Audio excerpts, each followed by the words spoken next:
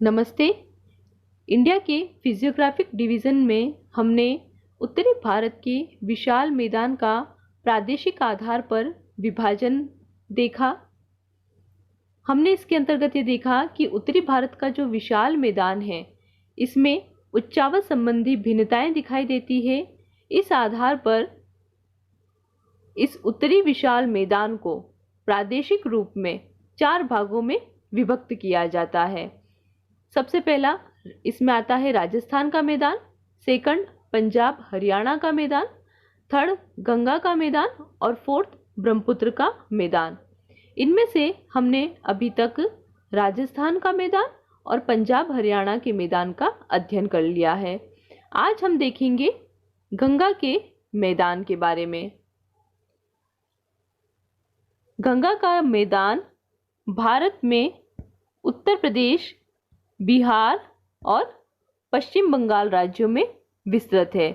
तो ये 3 राज्यों में फैला हुआ है। कौन कौन से राज्य है? उत्तर प्रदेश, बिहार और पश्चिम बंगाल।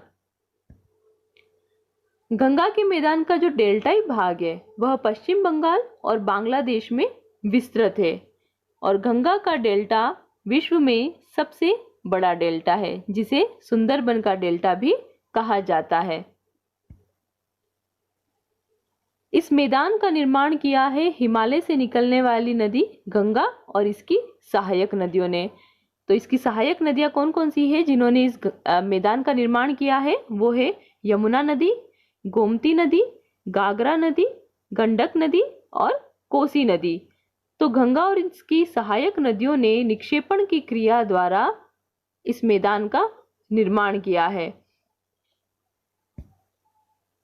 इसके साथ साथ हिमालय से निकलने वाली नदियों ने तो निर्माण किया ही है, इसके साथ साथ दक्षिणी पठार में बहने वाली नदियों ने भी इस मैदान के निर्माण में अपना योगदान दिया है। अब ये नदियां कौन कौन सी है? दक्षिणी पठार की नदियां चंबल, बेतवा, केन और सोन। तो इन नदियों ने भी इस मैदान के निर्माण में अपना योगदान दिया है। इस संपूर्ण मैदान का अगर हम ढाल देखें तो इस मैदान का ढाल है पूर्व और दक्षिण पूर्व की ओर। गंगा के मैदान को 3 भागों में विभक्त किया जाता है। सबसे पहला ऊपरी गंगा का मैदान, सेकंड मध्य गंगा का मैदान और थर्ड निम्न गंगा का मैदान। इसको मानचित्र के माध्यम से देखते हैं हम। इस मानचित्र में उत्तरी भारत के विशाल मैदान का प्रादेशिक विभाजन दर्शाया गया है, जिसके अंतर्गत उत्तरी भारत के विशाल मैदान के प्रादेशिक आधार पर 4 भागों को दर्शाया गया है। सबसे पहला राजस्थान का मैदान दर्शा रखा है, फिर पंजाब हरियाणा का मैदान, इसके बाद गंगा का मैदान और फोर्थ है ब्रह्मपुत्र का मैदान। गंगा के मैदान के जो 3 डिवीजन हैं उनको इसमें दर्शाया गया है। सबसे पहले ऊपरी गंगा का मैदान, सेकंड मध्य गंगा का मैदान और थर्ड निम्न गंगा का मैदान। तो ये तीनों ही किसके भाग है? गंगा के मैदान के। अब हम इनका एक एक करके अध्ययन करेंगे। सबसे पहले हम देखेंगे ऊपरी गंगा के मैदान के बारे में। ऊपरी गंगा के मैदान की उत्तरी सीमा का निर्धारण करती है शिवालिक की पहाड़ियां। इसकी दक्षिणी सीमा का निर्धारण होता है प्रायद्वीपीय पठार से और पश्चिमी सीमा का जो निर्धारण है वो करती है यमुना नदी। तो इस तरह से ऊपरी गंगा के मैदान की उत्तरी सीमा पर है शिवालिक की पहाड़ियां, दक्षिणी सीमा पर है प्रायद्वीपीय पठार और पश्चिमी सीमा की ओर है यमुना नदी। अब बात रही इसके पूर्वी सीमा की, तो एल डडले स्टाम्प ने 100 सेंटीमीटर की समवृष्टि रेखा को इस प्रदेश की पूर्वी सीमा माना है। एल डडले स्टाम्प ने 100 सेंटीमीटर की समवृष्टि रेखा को इस प्रदेश की पूर्वी सीमा माना है। समवृष्टि रेखा का अर्थ हमने पहले भी देखा था। मानचित्र में समान वर्षा वाले क्षेत्रों को मिलाते हुए खींची गई रेखा को कहा जाता है समवृष्टि रेखा। तो एल डडले स्टाम्प ने ऊपरी गंगा के मैदान की पूर्वी सीमा किसे बताया है? 100 सेंटीमीटर की समवृष्टि रेखा को। लेकिन अधिकांश विद्वानों ने 100 मीटर की समोच्च रेखा को इसकी पूर्वी सीमा माना है। समोच्च रेखा का अर्थ होता है मानचित्र में समान ऊंचाई वाले स्थानों को मिलाते हुए खींची गई रेखा। तो अधिकांश विद्वानों ने 100 मीटर की समोच्च रेखा को इसकी पूर्वी सीमा माना है। यह मैदान उत्तर प्रदेश के मैदानी भाग के 2/3 भाग में फैला हुआ है। यह प्रदेश 1.49 लाख वर्ग किलोमीटर क्षेत्र पर फैला हुआ है। यह मैदान गंगा और उसकी सहायक नदियों जैसे कि यमुना नदी, रामगंगा नदी, शारदा नदी, गोमती नदी और गागरा नदी ने बनाया है। इस मैदान के पश्चिम में गंगा यमुना दोआब है, जो कि अपेक्षाकृत एक ऊंचा प्रदेश है। दोआब का अर्थ भी हमने पहले देखा था। दो नदियों के बीच के क्षेत्र को कहा जाता है, दो नदियों के मध्य के क्षेत्र को कहा जाता है दोआब। गंगा यमुना का जो दोआब है, इसके पूर्व में है रुहेलखंड का मैदान और रुहेलखंड के पूर्व में है अवध का मैदान। अवध के मैदान में बहने वाली जो मुख्य नदी है वो है गागरा नदी। नाउ नेक्स्ट बात करें हम मध्य गंगा के मैदान की।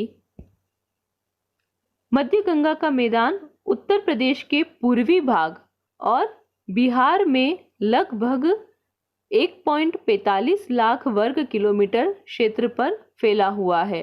तो यह कहाँ फैला हुआ है? उत्तर प्रदेश का तो पूर्वी भाग और बिहार में। इसके उत्तर में हिमालय का गिरिपथ भाग है और दक्षिण में प्रायद्वीपीय पठार का उत्तरी किनारा है। तो इसके उत्तर की ओर अगर हम देखें तो हिमालय का गिरिपथ वाला क्षेत्र है और दक्षिण की ओर है इसका प्रायद्वीपीय पठार का उत्तरी हिस्सा। कुछ विद्वान 150 मीटर की समोच्च रेखा को इसकी दक्षिणी सीमा मानते हैं। इसकी पूर्वी सीमा 100 मीटर की समोच्च रेखा द्वारा निर्धारित की जाती है। तो पूर्वी सीमा का निर्धारण होता है 100 मीटर की समोच्च रेखा द्वारा। इस मैदान की जो पूर्वी सीमा है उसका उत्तरी पूर्वी भाग 75 मीटर की समोच्च रेखा द्वारा तथा दक्षिणी पूर्वी भाग 30 मीटर की समोच्च रेखा द्वारा बनाया जाता है। मध्य गंगा का यह मैदान काफी नीचा है और इस मैदान का ऐसा कोई भी भाग नहीं है जो कि 150 मीटर से अधिक ऊंचा हो। तो यह मैदान काफी नीचा है और इसका कोई भाग 150 मीटर से अधिक ऊंचा नहीं है।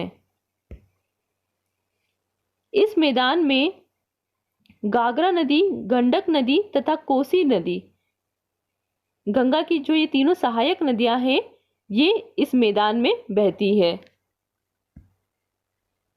यहाँ पर बहने वाली लगभग सभी नदियां अपना रास्ता बदलती है, अपना मार्ग बदलती है। मार्ग बदलने से इनमें बाढ़ की जो स्थिति है वो अधिकतर बनी हुई रहती है।